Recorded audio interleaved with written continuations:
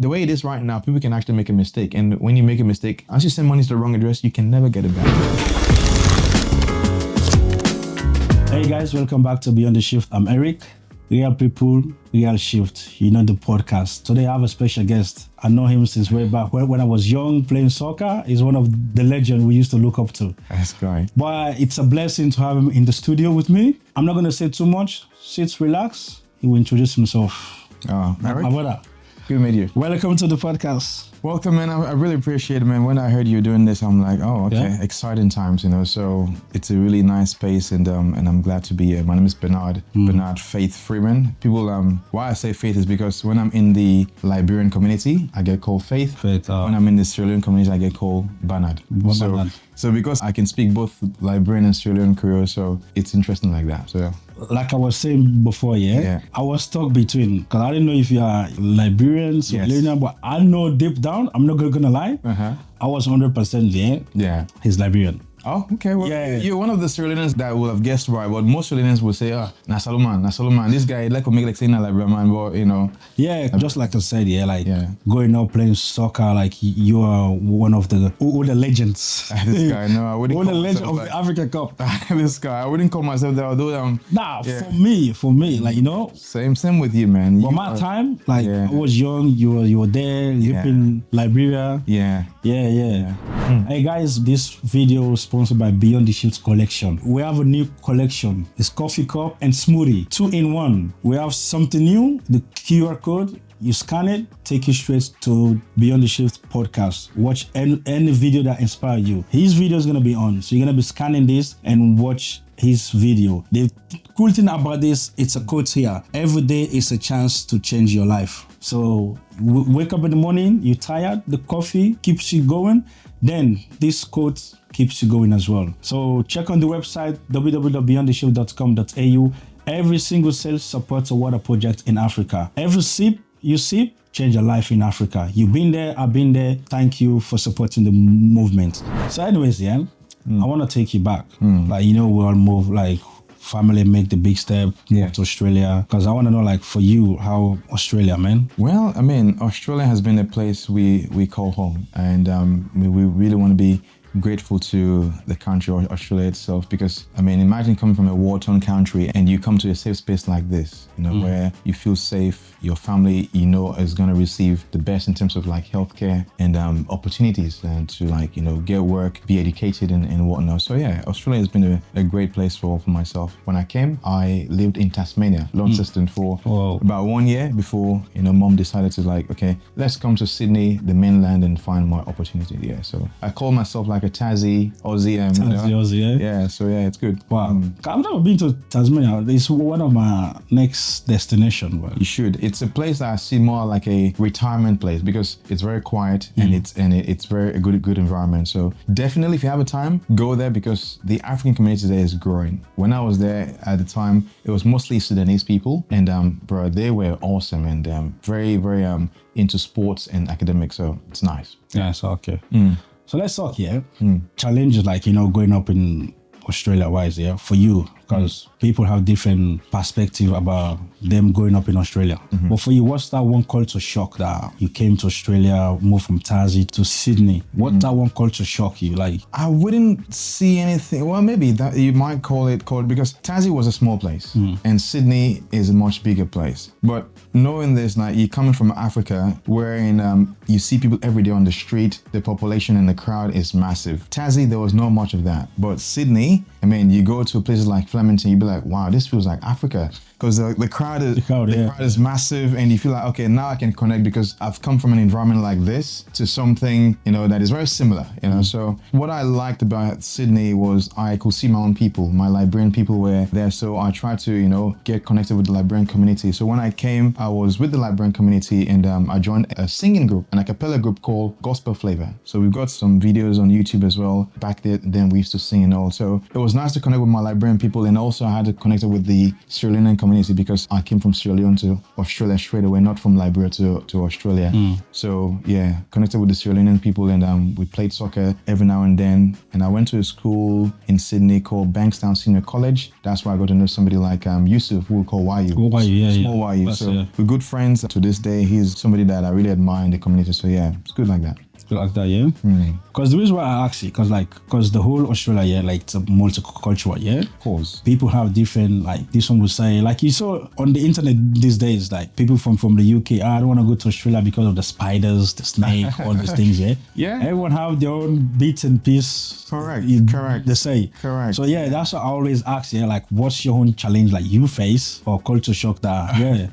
Well, I mean, that in itself, Australia is a beautiful country. Every country has its unique aspect and sides that you will love and sides that you will hate. People are always worried about what you said. Like I speak to some friends who are in America, like, oh, the kangaroos over there, they can fight people, and you got spiders, you got snakes. Speaking of snakes, my wife has seen snakes in front of our house. So that, you know, I mean, can really scare you because, I mean, snake is not something you want to be friends of. So, yeah, I mean, as we say, for me, I like nature, but at the end of the day, you need to be very careful what you see and how you interact with what you see. So, yeah, it's a bit of a shocking thing because in Africa, we're not used to seeing wild, you know, creatures around and that you'll be afraid of because it's very, very common to like just what you see around is maybe chicken, pig, cow, and all that. You don't see like spider that is venomous or a snake that, you know. It was a bit of a shock, but again, I've not encountered something that will scare me in a way that will make me like, oh, I don't want to live here anymore. Because some people, when they experience that, like, I want to move. Thankfully, I'm not the kind of person that has that mentality because I see myself as somebody that likes to take risk. And one of the riskiest things I've done is done skydiving. So, I see that video. Yeah. I see the photo on your Instagram. Yeah. This guy, man. And that day I did not tell my mother because if I knew if I had told her, she will be like, do not go. You're the only child. I don't want it. You know, did that quietly with somebody who was a friend of mine, and it was her birthday. It was actually her idea because she wanted to do that as a bucket list thing. She went there and she didn't come up with the plan because she was scared. So you have to, you have to take the bullet. I took the bullet. It was good. It was good experience. Will I do it again? Maybe not, but or maybe I might. It just depends. I will see. Because recently there was a video, like, you know, people that do this bungee jumping. I saw that. Yeah, the one in Brazil. Saw that. My mate was telling me, oh, let's do it. Like as soon as I saw it, I forwarded it to him. I said, but no. Nah, that was a massive tragedy. Yeah, like mistakes can happen. Like, you know, it can. Even them, they're not thinking like that day. Stuff like that is gonna happen. Yeah, but it is what it is, you know. It's unfortunate for that lady though, and may her soul rest in peace and the family take consolation. Yeah. Anyways, I want to talk about something which some of us know you for. The voice. The voice. This guy. The MC. This guy. If you talk about Bernard Freeman, it's that guy. The MC guy, the commentator guy.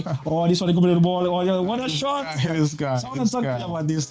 How did that happen? But like, what's make you start doing commentary? I really don't know because at the end of the day, I feel like, you know, when you see an opportunity and you feel like this is something that I can do, you just, you know, grab it and give it a try. So for me, I'd always liked journalism, and sports journalism is a career. So I studied, my first degree in Australia was a Bachelor of Communications and Journalism. Then I did a Bachelor of Nursing. Then I did a Master's in Business Administration. But it was always hard to get paid work in journalism. I worked in radio for some time, and through the radio, I got to start doing sports commentary. And the radio station was called 2BACR. It's Bankstown Urban Community Radio. It was a wonderful time, and we used to do the A-League, and we also used to do sometimes the Premier League as well. But where I realized that, okay, the voice was being somebody who likes to do voiceover. So voiceover is like a whole career wherein you can be a voice actor for like animation. I did a voiceover for a guy in the community you know of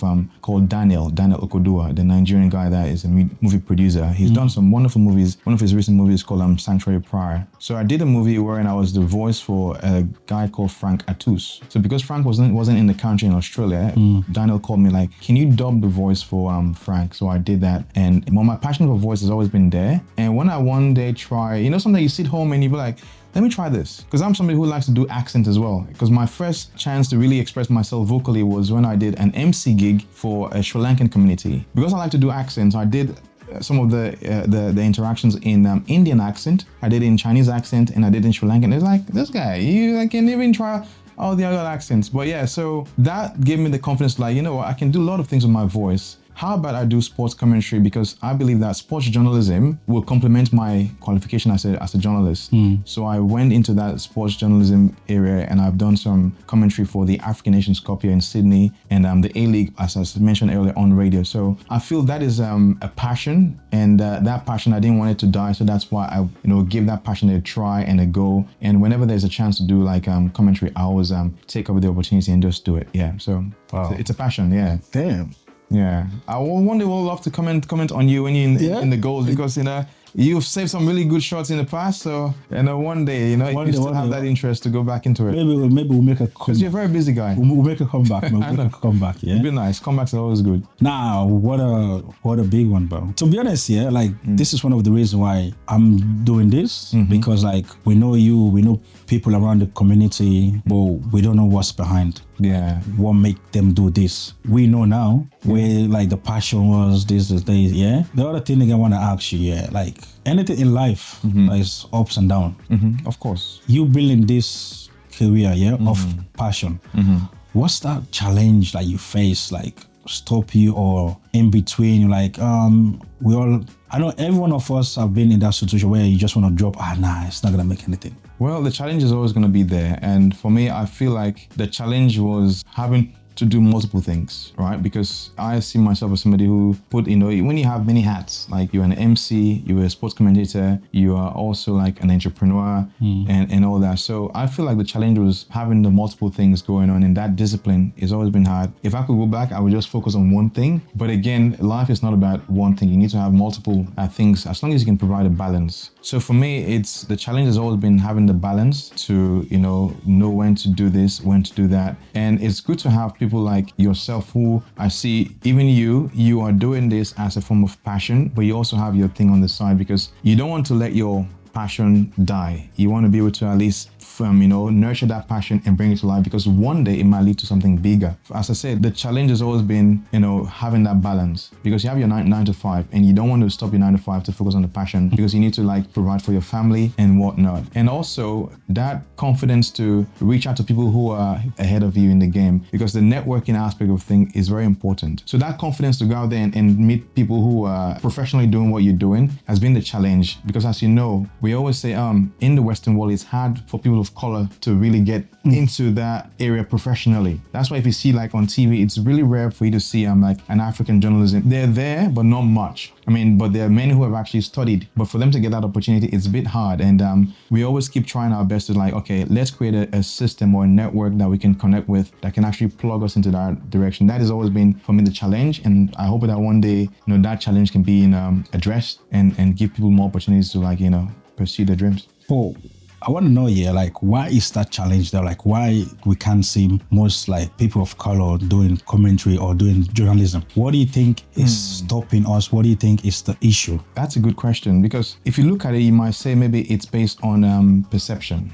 Or maybe they perceive that the broader media doesn't accept people of color, or maybe they don't have the right acumen or vocabulary to like really speak out at that properly. But again, that is where people will require the training. They have apprenticeship programs where they will teach you, they will guide you and see whether you're capable enough. You don't have to necessarily accept the person straight into the career. You need to like test them. When they go through that testing process, then you can decide, okay, we can actually take you because we've seen improvement. But if the person hasn't improved, we can give them like a constructive feedback to say like, this is what you need to work on, come back again and we can take you. But that is not something that you see out there in the media. They might say we don't have the time and whatnot, which is understandable. But again, there are programs designed to like say there's a training opportunity here, get into this training opportunity and see where it will take you. But I feel like generally Australia is receptive to people of color as well. But it's just that people of color as well have that perception that maybe because I'm black or this, they may not take me. I think it's good to just give it a try. And once you give it a try, you never know where you may land. Like I said, there are people of color in mainstream media, but there's not much. But if only we can have that, confidence to actually pursue that and then make inquiries, then maybe the ways might be open for us. 100%.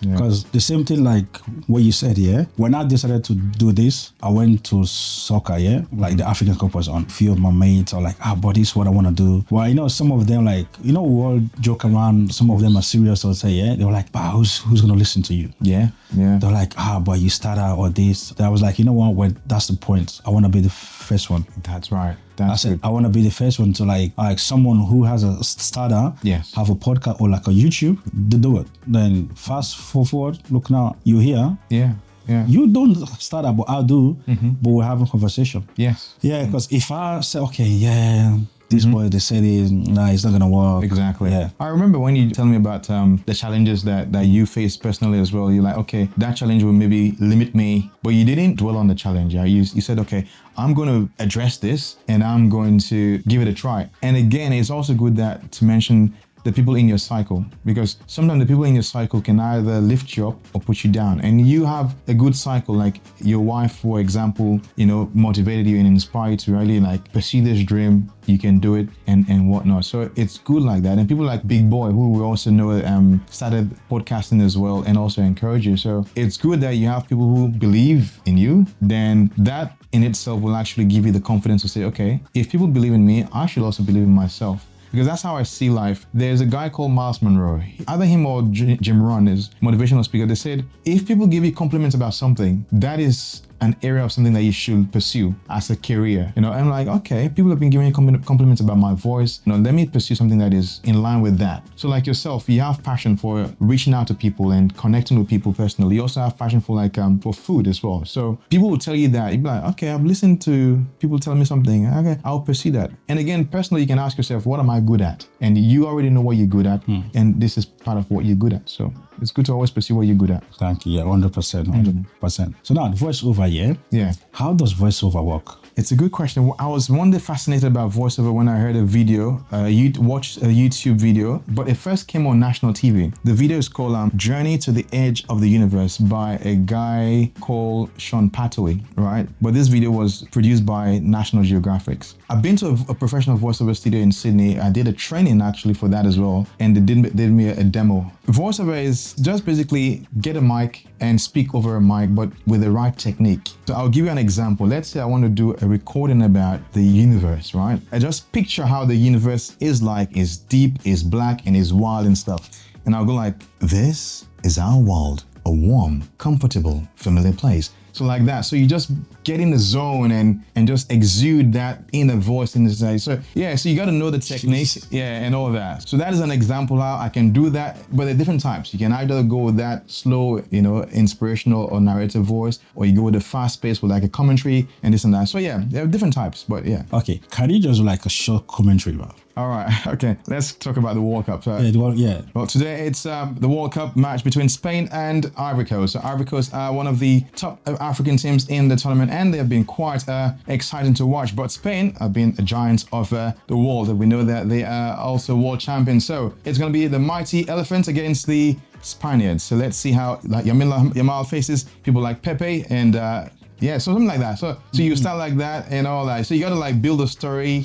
And you go into the passing of the ball and all that. So it's good. But I do have videos about that on YouTube where you know people can always check my YouTube out later on if I'll put every link. So still on the voiceover, people don't understand like the hardest part about doing voiceover. What I want to ask you, do you actually need to sound like the person you do the voiceover for, or what? No, good question as well. So voiceover depends on who it's coming from. There are people who know what they want, and there are people who don't know what they want. So you need to now decide, okay, do I go with what I think is best for this person? But the hard part about voiceover is following direction. So like you want to do your video for a charity in back home. You want me to sound a certain way. So I need to know how you want me to sound. If I can't get that, then you not really get your message out well. You got to be able to listen to the instruction and deliver according to the instruction. For example, I will give you an instruction to say like, I want you to read something for me, but give it an exciting voice. I don't want it to sound dull or like we're at a funeral. I want it to sound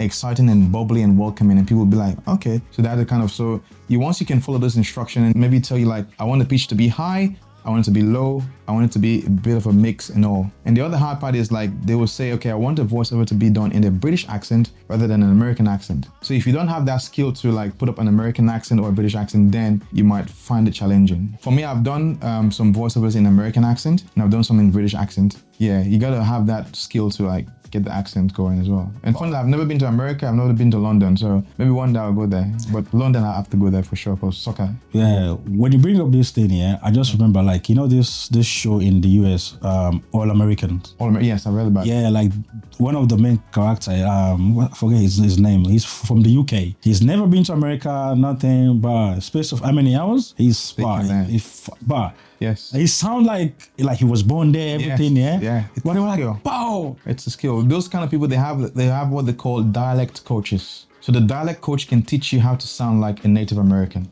That's a very lucrative career, a dialect coach. If you can be a dialect coach and you have the clients, they pay you crazy money. So it's good. Crazy money.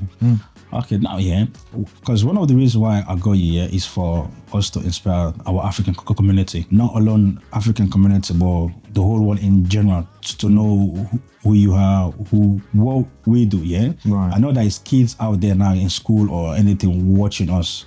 They want to pursue like commentary, journalism, voiceover. What advice would you give? Wow, it's a good question. The advice I would give is just find a way to master something that you're already good at. And like I said earlier on, listen to what people tell you, because what people tell you is a sign that they've seen something that they think you're good at. Then once you know that, okay, that is something that they give compliments to you about, polish that particular skill. And the more you build it, the more you become confident about that skill and you can actually pursue that skill. So believe in yourself as well is another key thing to have. If you don't believe in yourself, you cannot go far in whatever you feel like it's a passion that you want to pursue, because you have to have the confidence. Like for me, I'm somebody that I never had the confidence before to like speak in front of public, but my first challenge was when I was in high school. I joined the debates team and I was about to speak. I forgot everything what I wanted to say because I was nervous in front of a crowd. But after that, everything just worked out well because I believe one thing. People was like, Bernard, when you speak, people listen. So when I got that compliment, I'm like, okay, then I should really just be confident to speak, because I hear compliments about you have a good voice. When you speak, people can actually listen. So why not just believe that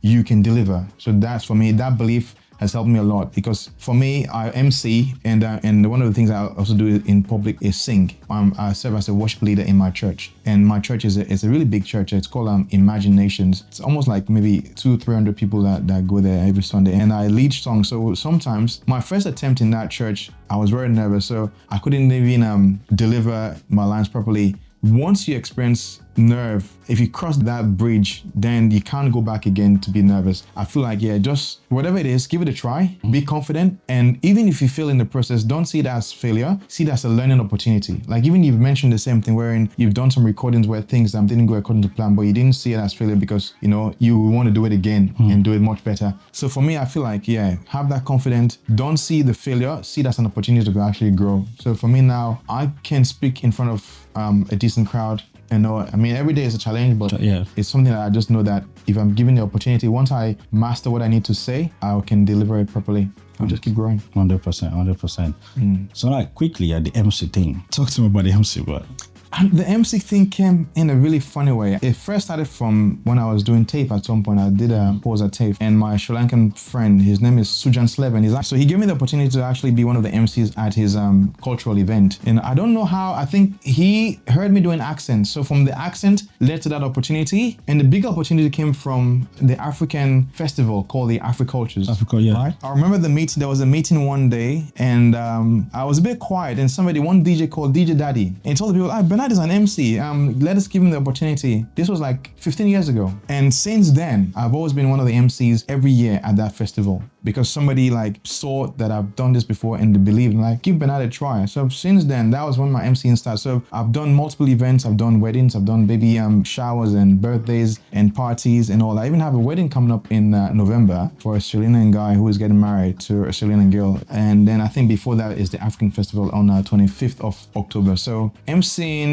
is something that it's very hard to do. It's not for everybody, because you want to really bring life to an event that you get invited to. And I see it as an honor and a privilege to always share the the passion and share people's message. Because if you give me the opportunity to be the MC for your event, I need to make sure that I meet your need. And once you can meet somebody's needs, then that's it. Yeah. But it's a hard thing to do. People who are good at it make it look easy, but I feel like it's a hard thing to do. So what makes it harder? What makes it harder? Because you have to think on your feet, and not everybody have that skill or confidence to really be spontaneous, right? So that is the hard part. Again, is public speaking in a very different form. And public speaking is one of the biggest fears in the world, like worldwide. It's not everybody have that. People can speak one-to-one, but put them in public, they will be shaking, they'll be nervous, and like, I'd rather not. Like there are people in my church who can sing, but it's like, I don't want to stand in front of the crowd. You know, it's a fear. But I've read a book called Feel the Fear and Do It Anyway. That book gave me the confidence, like, okay, good. No, because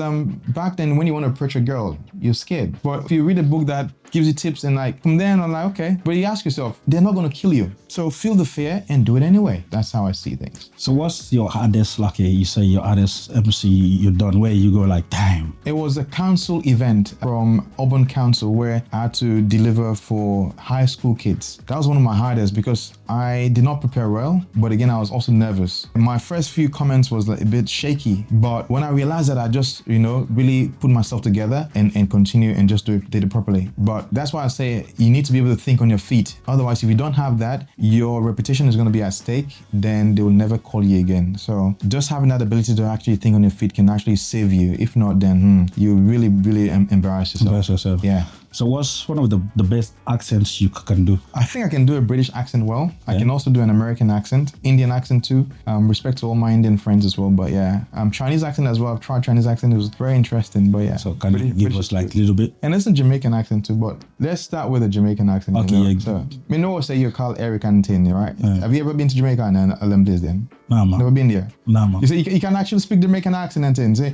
The way you're saying, yeah, man, and tin, all them tin and there, it's really good, you know what I mean? I've never been to Jamaica, but I've had the opportunity to actually MC for a Jamaican artist called Cecile. I don't know if you know about Cecile and tin. She's a wonderful Jamaican artist. She came to Sydney a long time ago. We do an MC event for her, so it was really good. That's one. Yeah. And British accent. So like, I've never been to England, right? But I've actually got that ability to actually speak like a British person. And I've come to realize that if you can actually speak in an accent of a country you've never been to, it's called foreign accent syndrome. So it's like, that's a really, really weird syndrome to have, but that's a very important thing for an actor to have, because as an actor, you need to have a foreign accent syndrome to be in demand. And that makes me think about like, if I was in America right now, I'd be like trying to say, I need that kind of skills, because I want to be able to speak like an American person, then they can hire me and I start doing my thing. That's something, yeah, that kind of way, yeah.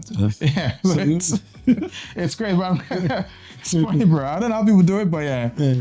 It's crazy. Oh, give me the Indian one. Well, yesterday I was talking to my Indian friend and I told him like I'm going to a podcast today and I'm going to be talking to my friend, and he's really excited to to meet me and to welcome me and my family. And I said I don't know whether he can cook and cook something like curry. So when I was coming, my wife told me, it's like, Bernard, let's go and pass to the Indian restaurant, let's buy butter chicken. So we came with the butter chicken. Now you can see she's eating it. So it's like, yeah, it's beautiful, man. This guy. So yeah, it's not like that, bro. But yeah, I would love to go in there and just arrive at the airport, like Right. Hey guys, if you want to book this guy, come on. I'll put all his details. This guy. Yeah, man, it's amazing. Yeah, amazing. But there's some comedians. What I want to learn is get the voice of another person. Like Trevor Noah. Yeah. He's very good at that. He can actually sound like Trump. He can sound like Barack Obama. That is the skill I want to learn. Like how to sound like somebody. There's an actor that I feel like I could sound like. He's popular, but not many people know him. Like they call him Jason Statham. He's very good at. He's a British actor, man. But that's a skill I'm learning. But if I can get that, it would be really nice. 100%. Trump has a really funny way of talking. Yeah. There's a Asian guy does the Trump accent, but like wow. But Asian, he passing like he does it well. That is amazing. Yeah, amazing. Anyways, I want to switch to something you started. Yeah. You told me this, yeah. But I was like, when you sent it to me, I was like, wow, this is sick, bro. Like Right. Not everyone knows. people know about this thing, yeah. But for some Africans, they don't know the in-depth, like, you know. Yeah. So I want you to talk to me about your new adventure, the new. Right. Yeah. You mean the crypto thing? The crypto thing. Yeah. Like, okay. What's the name again? Like Numa? Yeah. Numia. Numia. Yeah. All right. So what makes you involved into that anyway? I have been somebody that had interest in Bitcoin a long time ago. You know, I made some money in Bitcoin back in the day, but the thing about cryptocurrency is if you're not buying from the right platforms, you can get scammed. So I've been scammed. Like all the money I made, I could have been rich and retired by now, you know, but when you get scammed, you know, it takes you back to zero. So, you know, I'm not where I should be, but at the end of the day, we're not giving up and we're trying to, you know, pave a way forward to that path. So crypto is good, but it's also risky if you don't trust the sources that you are buying coins from and all that, right? So for me, I created Numia not as a cryptocurrency, right? It was basically a love language, but now it became a coin, a token. So what is Numia? Numia is basically a language layer for the internet. That's how I call it. Why do I say that? Because it's a communication tool. I'll just give you a quick education about Numia. It is turning all the vowels in the English alphabet to numbers, right? So where A is 1, E is 2, I is 3, O is 4, U is 5, and Y is 6. Now, people don't know that Y is also a vowel, but it is a vowel officially because it sounds like a vowel. That's why they make it a vowel. So that is Numia in a nutshell. If you know that, you know what Numia is. So I use that as a way to communicate with family and friends on a daily basis. So for example, your name is Eric, right? If I'm going to write your name in Numia, it will be spelled out with the Numia code. So wherever there is a vowel in Eric, I put numbers there. So I'm going to spell Eric in Numia. That will be spelled as 2R3C. The E is 2. The I is 3 because I comes third on the Numia vowels. Does that make sense? Let me give you an example again. Let's spell apple. So apple will be spelled out as 1 PPL 2, right? Because A is 1, E is 2. That is basically Numia. So it's a communication. So if you want to chat with your wife in a WhatsApp group, you teach her the Numia language and you want to chat with her, but you don't want other people to know. Okay. You use Numia language, but only her understands it because you've already taught her the language. So it becomes like a language thing. Now, what we've done with Numia is we've realized that, okay, Numia can actually serve multiple use cases. So I've come up with a team and we've built what we call a Numia wallet. So the Numia wallet, it allows people to actually create their identity to be able to receive tokens or cryptocurrency. Because normally for you to receive a coin, for someone to send you money through crypto, you have to find what they call a wallet address, which is a long string of letters and numbers that every time you need to remember it. But we've simplified that process to create the Numia wallet that allows you to create your own identity. So now when somebody asks you, can you give me your wallet address? You don't have to go and remember a long form wallet address. You can just tell them about your Numia identity. So for example, if you download our wallet that we've created, you can just create your Numia identity as Eric at Numia. So you can now use your Eric at Numia to send it to somebody and somebody can give you Bitcoin to that. So it becomes like a form of pay ID. Pay ID, okay. So that is not in crypto space at all. So we want to try and simplify the process that to the point that even a grandma or a novice can actually understand it. Because right now, if you tell a grandma, like, give me a wallet address, you're like, what is wallet address? But if you tell her to like, give me your Numia identity, she will know exactly that it is her name at Numia.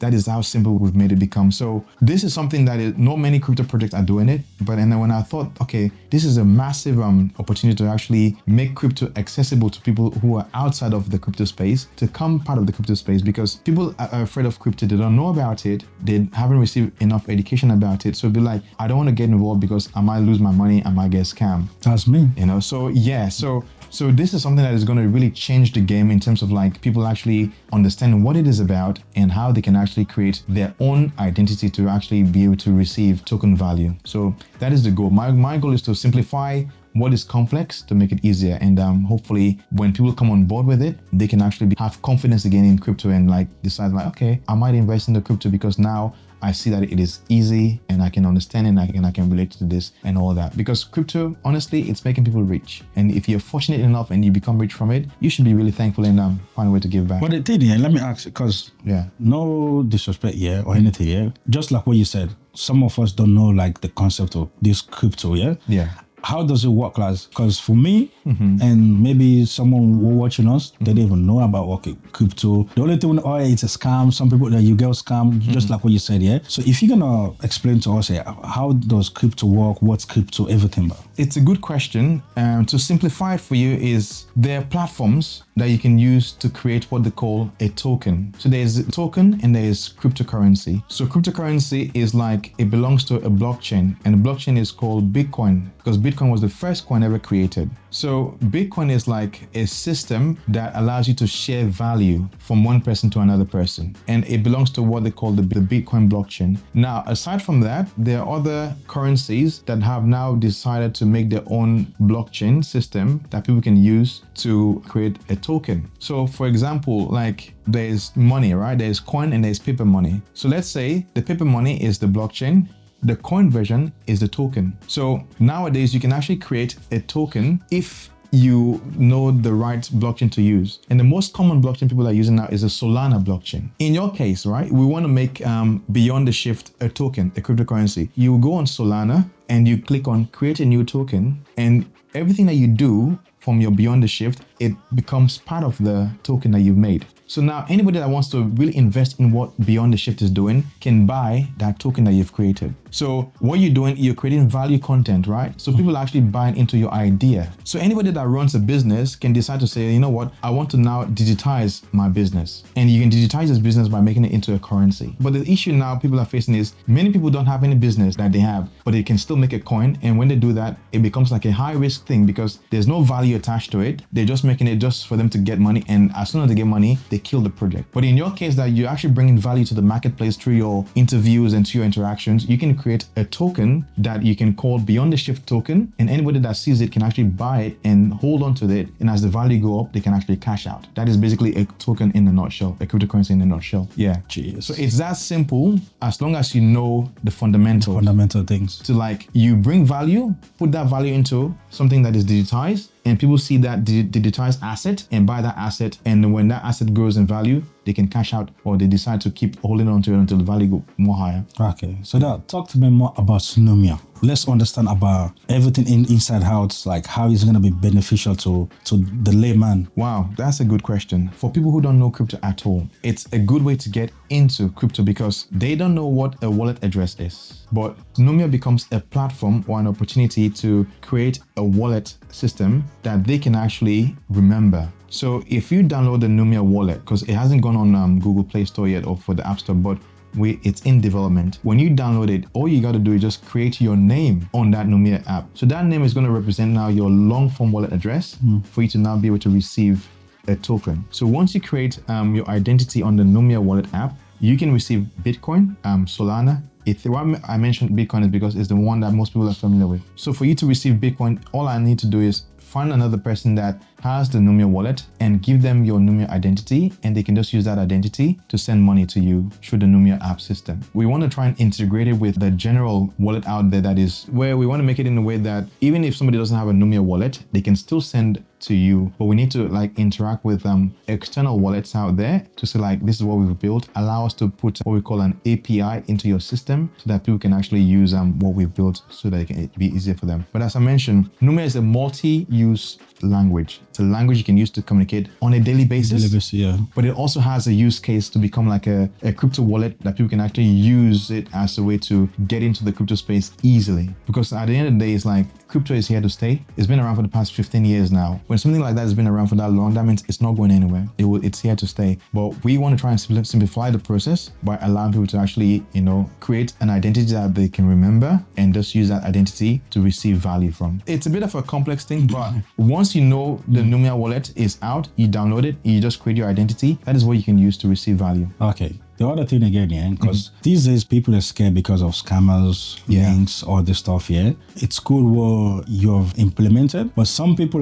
they still lack trust issue.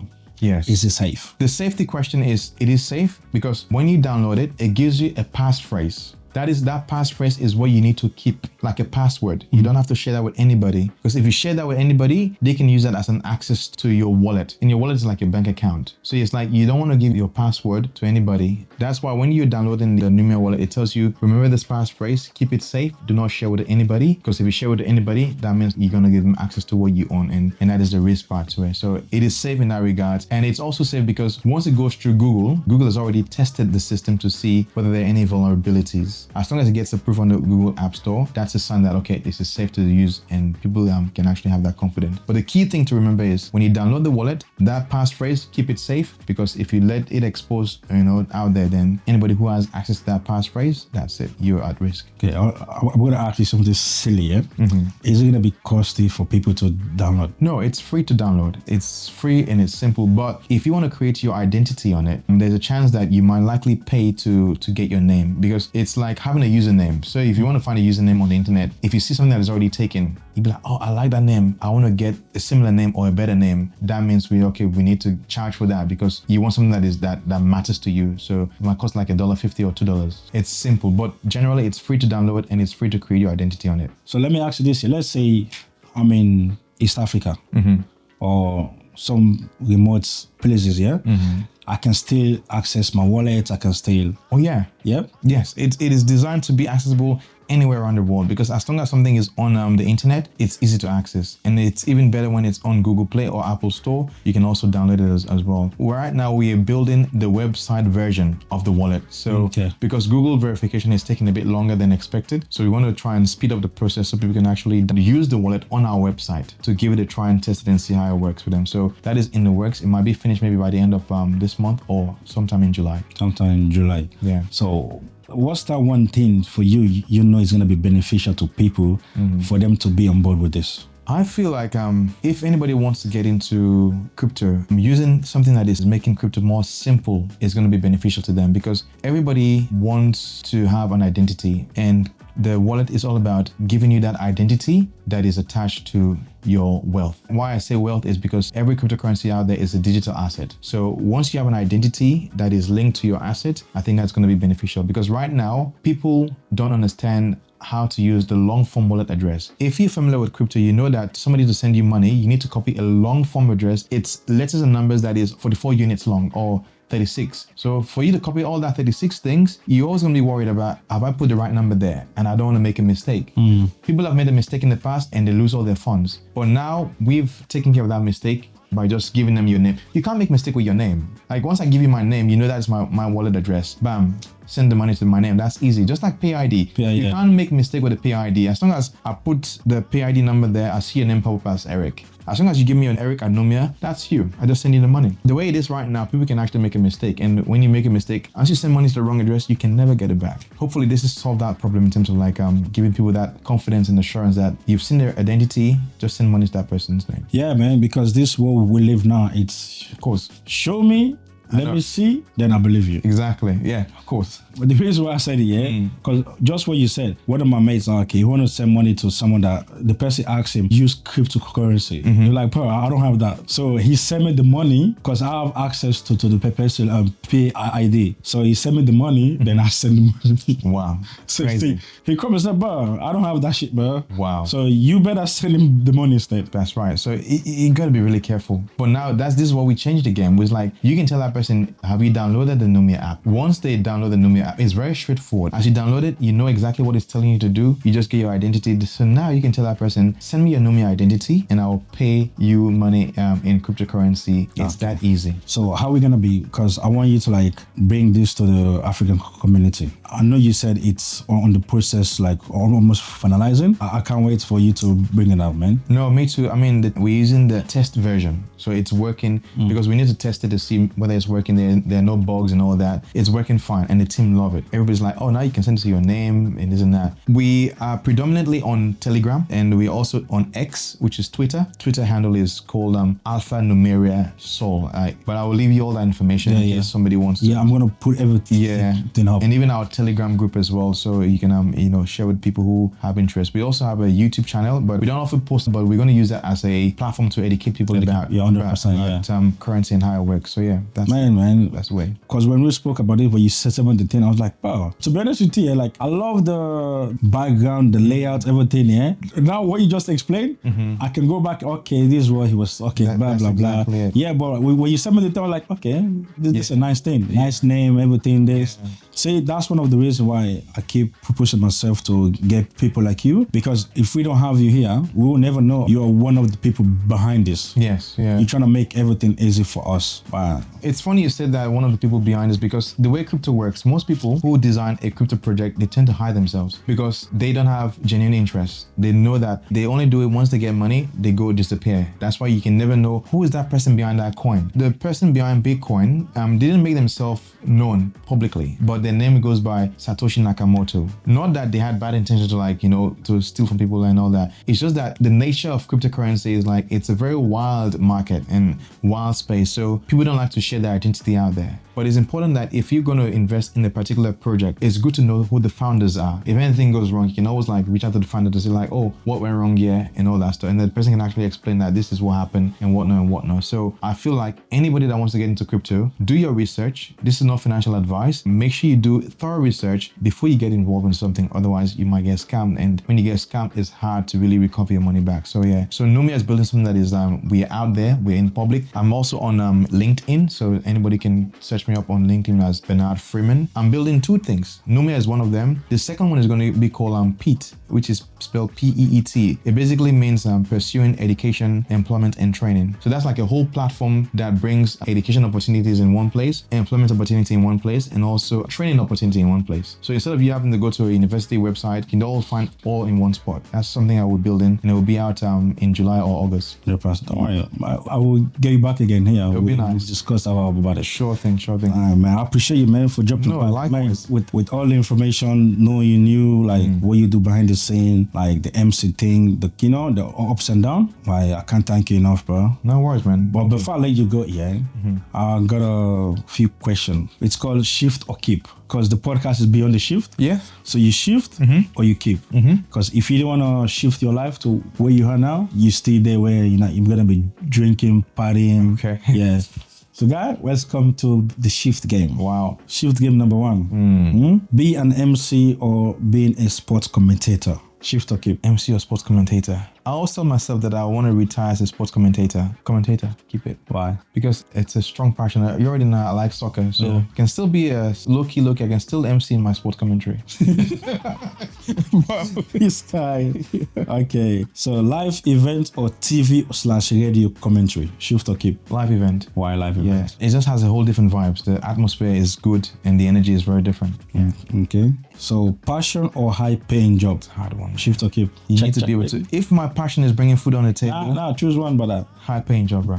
Why? Because you have a family to feed and things to do. So yeah. Last one. That's a hard one, Eric. Last one. Crypto or traditional banking? Shift or keep? Crypto, 100%. Traditional banking is nowhere. Nah. That's not even a question. It's a good question. For me, it's not a question for me. That's the crypto, 100%. Why? Because crypto is actually giving you power. It puts the power of money into your hands rather than in the hands of the bank, or in the hands of the government. So yeah, 100% crypto. Okay. That's the end of the shift game. So before I let you go, because we're almost out of time, Yeah. Because I always ask people, what's Beyond the Shift means to you? I like the title of it, Beyond the Shift, and I feel like it's a wonderful platform to inspire people to really tell the story in a very authentic way. And if you have a story out there, you do not discriminate. You give opportunities to people to actually share what they're doing and how others can get on board with it. So it means it's a place that we can always come to and relax and just be ourselves and just share value to others out there. So yeah. Thank you. Thanks for everything. Thanks for dropping by. No worries. Man, it's a pleasure having you, knowing you since when I was young. Now to have you. I think this is the first time we sat down and... Yeah, actually. Yeah? It's actually the first time. This is it. I mean, common interest is always a good, thing to use as a way to, have a good chat. So yeah, it's good. Thank you. I appreciate you. I hope I will get you back on again. Pleasure, man. So we discuss more about the Numia, everything, the new things you're trying to build for us. No worries, man. Our kids, kids. Yeah. So one day we're like, Uncle Bernard creates this. That's why, man. I appreciate that. I mean, I always tell my team like that when we had a meeting today, I said to them, in life, be remembered for one thing. And I tell them like, I want to be remembered for Numia. Like for yourself, I'm sure maybe you might want to be remembered for Beyond the Shift, or maybe there might be another opportunity that comes your way. But I feel like this is a good one to start with, you know, because what you're creating, this video is going to be on YouTube forever, literally. 100%. So it's something that you will be remembered for. And that's why I told my team, like, I want to be remembered for one thing. And if it's Numia, and I'm great. Thank you, brother. Thank you. I appreciate you. No worries. Oh, guys, that's where we're going to wind up the podcast. Wonderful. Until next time, I'm Eric. You know the show Beyond the Shift, where we talk to individuals about the transformation. Real people, real shifts. Just subscribe to the channel, like the video, and turn on your notification bell. So whenever I upload. Until next time, peace out. Wonderful. One people, real shift.